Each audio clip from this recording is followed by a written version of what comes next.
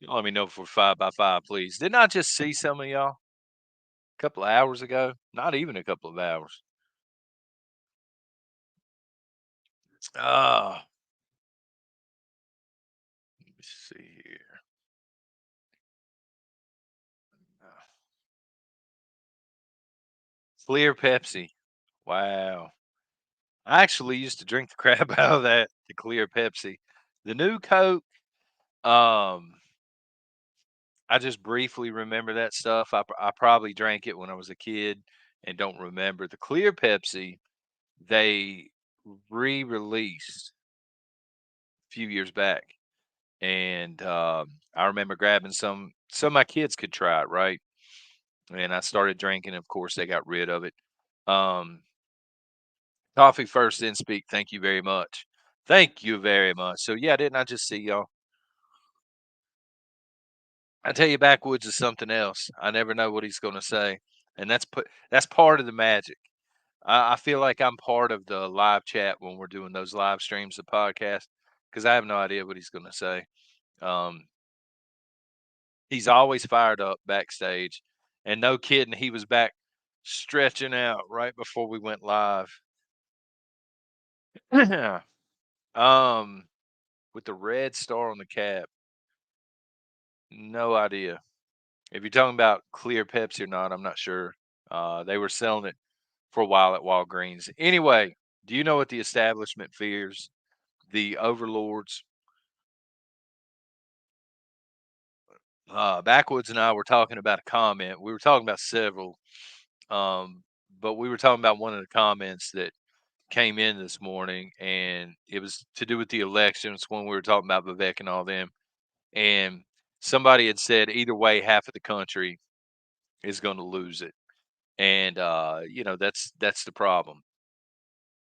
The establishment, the overlords, they fear the day that we no longer have specific political parties. Can you imagine?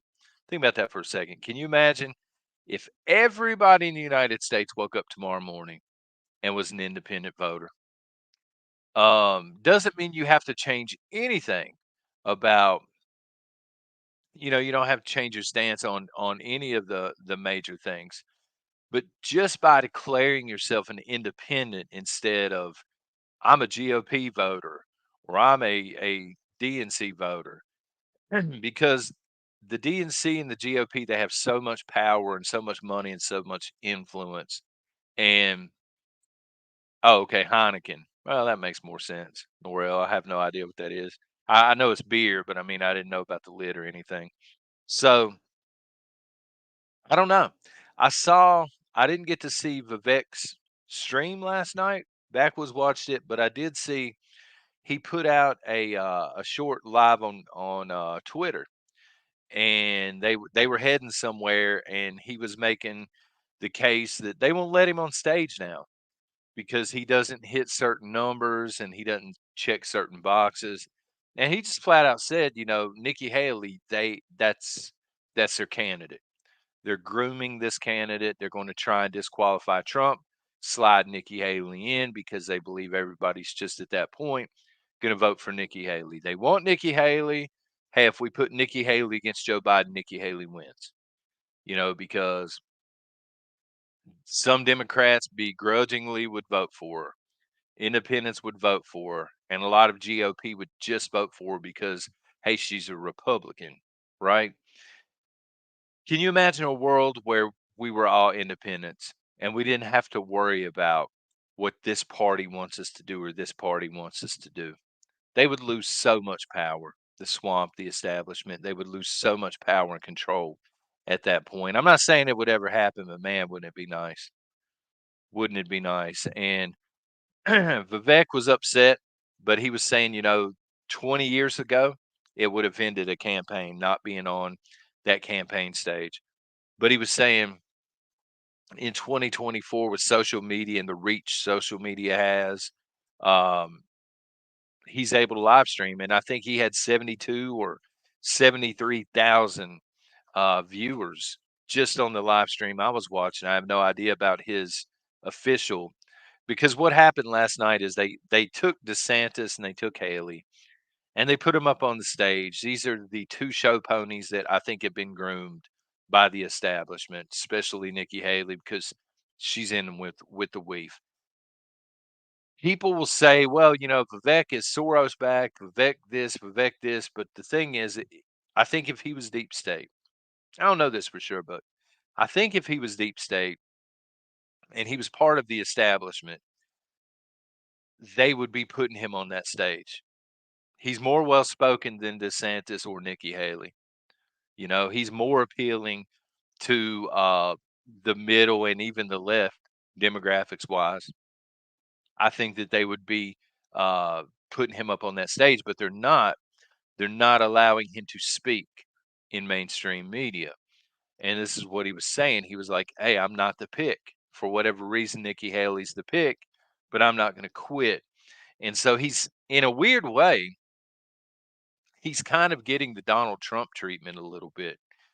And this is what we were talking about this morning backstage, how we're not completely sold on Vivek, but wouldn't it be something if he was a vice presidential pick? Because Trump has dealt with this for years and years and years. Either they refuse to talk about him or they're constantly talking about him in a negative light. And he's got the numbers where he doesn't have to show up for a debate. Vivek doesn't quite have the numbers for that. So it would just, I don't know. It would just be interesting to me to see the GOP and the DNC fall. And I think Trump last night, I think he's more clever than people give him credit for. Like him or not, sometimes he puts Easter eggs in there, and I think he dropped one last night. I'd mentioned it this morning, but he went out of his way to state that he was a Federalist. And it's one of those comments where you hear it and your eyes glaze over for a second, right? Because you don't hear a lot of people talking about Federalist anymore. And I think Trump, I think it's fair to say he's got his own voting demographic now. It's a big part of the country. Whether you think he won, whether you think he lost, he's got a lot of supporters. But it's bigger than Donald Trump. I really do think that it's bigger than Donald Trump. Someone had made the comment this morning. They said whoever the VP pick is, eventually is going to have to take over for MAGA. They're going to have to carry that torch. But I think Trump doesn't want his party to be the MAGA party. I think he wants a Federalist party. And I think that Vivek kind of lines up and identifies that with that as well. I don't know. Political parties, any of them, once they reach a certain point, they're going to be compromised and stuff. And there's too much money, too much lobbying and stuff like that. But I'm telling you, the people that control us divide us on purpose. We all know this. They race bait, they gender, sex, gender, whatever bait. They anything they can to start arguments back and forth. We were talking about the Second Amendment this morning to constantly have that back and forth. Because a lot of people will just do this because they can't stand the concept of Democrats. A lot of Democrats will do this just because they can't stand that somebody's a Republican. If we're all independents, you don't have that power anymore to divide people. If there were no huge political parties, you would have to run based on platform. Can you imagine that? Can you imagine Joe Biden for a second running on just his platform and his accomplishments? If there are any, what kind of laurels does Joe Biden, what's he resting on at this point? What is he bringing to show and tell after 4 years? Because it seems like he's bringing, hey, I'm not a Republican and I'm not Donald Trump. And that's it. Because the inflation just ticked up a little bit. I just saw this a while ago. The inflation ticked up just a little bit. And, Joe Biden's just did a horrible job, is what I'm trying to say. So he would not be able to get up on a stage and say, I've done this. You should vote for me. Kamala Harris couldn't do that. Mike Pence couldn't do it. All of the swamp creatures could not stand up and say, here's what I did. This is why you should vote for me. Trump can say that. He actually did in his town hall last night. They were asking him, how would you I think they worded it like, "How would you de-escalate or get the United States out of war, in the Middle East and Ukraine?" And he was like, "If I was president, we wouldn't be at war right now." And he brought up peace through strength. He was saying the United States wouldn't have to fight because we wouldn't have to fight because everybody knows we would be willing to cross that line at any point in time. And he said specifically they don't respect Joe Biden. They don't respect I don't either, by the way. They don't respect Joe Biden's administration. They don't respect the military leadership, and so they're just having their wars, and NATO, of course, is fueling that. But man, I don't know. I'll stop rambling in a second, but I'm telling you, Donald Trump looked presidential last night. That's what I was telling Backwoods this morning. I told him it could be where I've just had to watch Joe Biden on TV so much and clips of Joe Biden and the stumbling around and the looking in the limo, for the lost Reese's pieces or whatever he's doing and walking off the corner of the stage and falling down on his bike, falling up the steps of Air Force One. Maybe it's just because I've seen Joe Biden too much and I'm, you know, I don't know. I'm just burned out on Joe Biden being president and seeing Donald Trump, who was on his game last night. He was very presidential. He seemed like the candidate. And I've seen clips of Haley and DeSantis, and I don't care how much money you funnel those two clowns, they are getting smoked. They are getting smoked in a fair off election. Um, it's like I told Backwoods this morning, it's going to be interesting. It's going to be very, very interesting. Thank you for being here this morning, Misty. I've been at the hospital with my mom and finally got a break. Sorry to hear that, but my day has been made. Thank you for being here. So, you know, getting back to that comment from this morning, and I forget who left it. I'll have to go in and watch the chat replay. But yeah, no matter how the election goes, if there's an election, no matter how it plays out, half of the country is going to come unhinged. And I think it looks a lot different.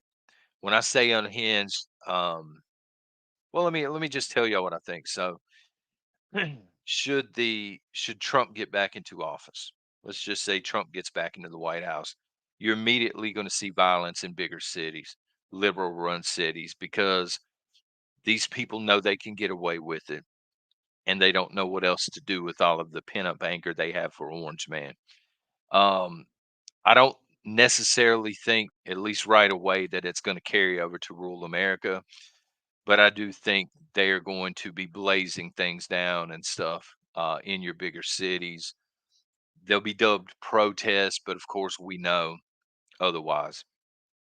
If Trump's to lose um, to a Democrat, I think what you're going to see is you're going to see conservatives upset, angry, but I think you're going to see a run on guns. I think you're going to see a major, major, major run on guns and ammunition at that point because you're looking down the barrel of 4 more years of a liberal in the White House, and I cannot even imagine what 4 more years in this country under a Joe Biden would look like.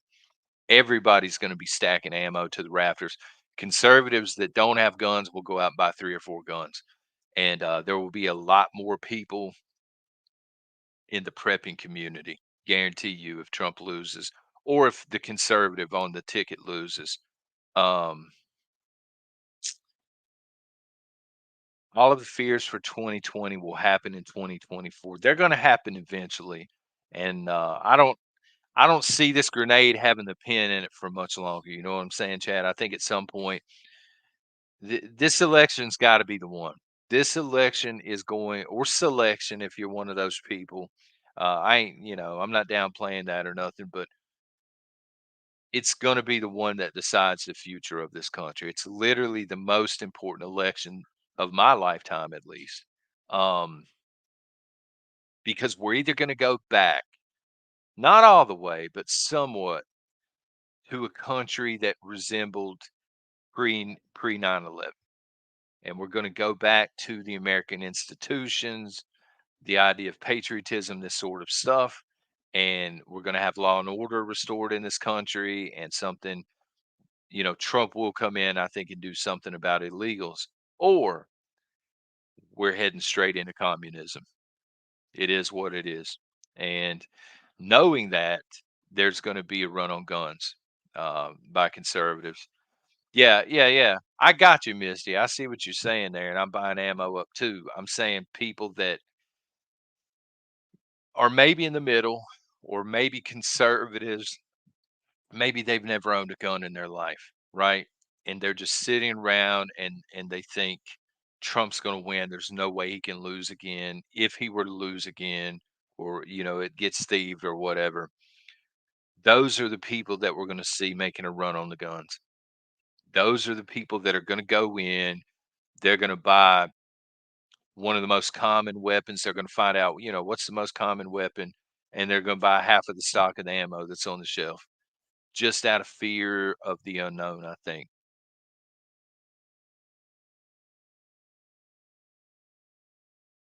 It's gonna be a rough ride no matter what. It is, Neil, to no one, but I think it's gonna look different depending on which candidate wins. If, whoever, I'm still not totally convinced Joe Biden's running for the Democrats.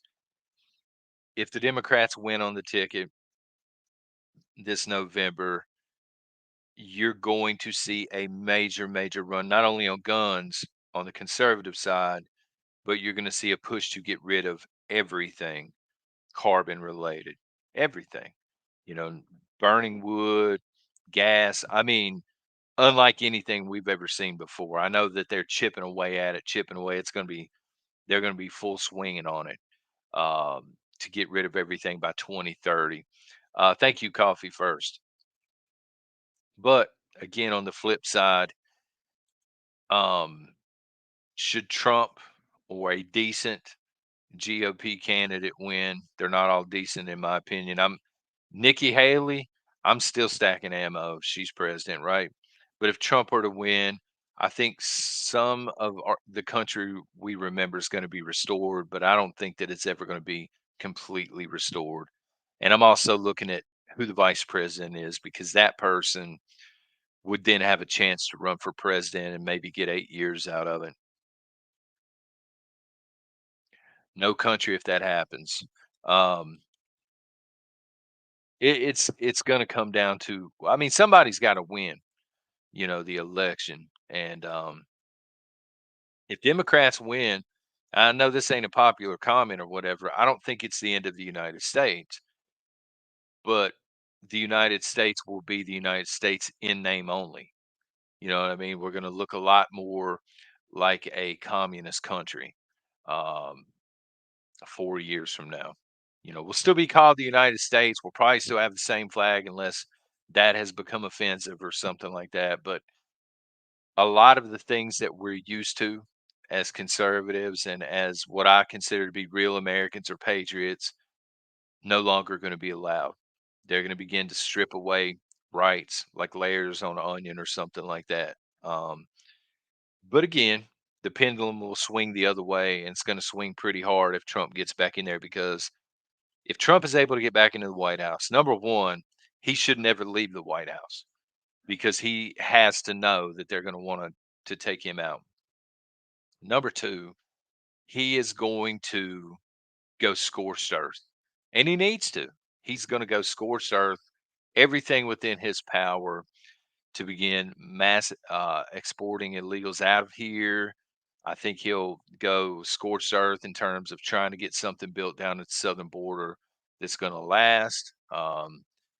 He's that guy. He'll start pulling funding from sanctuary cities and stuff like that, and they know it. So we shall see.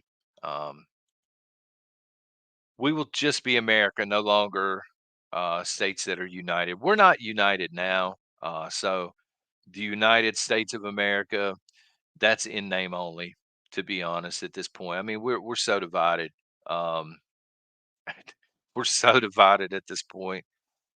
And what really makes it complicated, though, we're not divided in the same way we were during the American Civil War.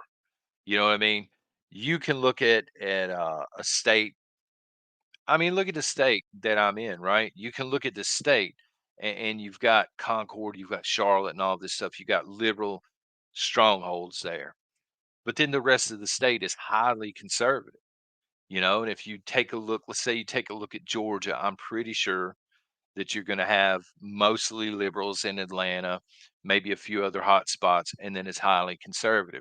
And you have this throughout the country. So that's a recipe for bad things if we go into a civil war, because people aren't going to sit in a city and starve, liberal or otherwise. They're going to come out of the cities. And then when they come out of the cities, they're going to be met with an opposing force. Then you're getting into, hey, we got military bases all over the place. What would happen in this state, this state? What does Texas do in terms of it has its own grid? It's a natural resource for oil. I mean, the whole thing just is muddy waters um, if we see a civil war. And I haven't forgotten that they're introducing that movie this year in April, right? I'm excited to see the movie. I want to watch the movie. But I haven't forgotten because I still do believe in predictive programming, and I'm wondering if they're not trying to tell people, "Hey, this is what's on the agenda. This is coming soon." Um, yeah, no way to know that though. Bad days for cities, country supplies food and water. Yeah, I mean it's to that effect. It would be similar to the Civil War, where you had your industrialization in cities, most of your factories that are still here that Biden and them haven't gutted, yeah, they're still in cities. Rural America still, produces a majority of the food and stuff like this, but things have changed a lot. The demographics and things have changed a lot. You've got to look at, we have a lot more veterans, in this country now than before. Um, but we also have a lot of illegals here in the United States, and we don't know. We don't know why a lot of these people are here. They could be here for dangerous reasons. So um,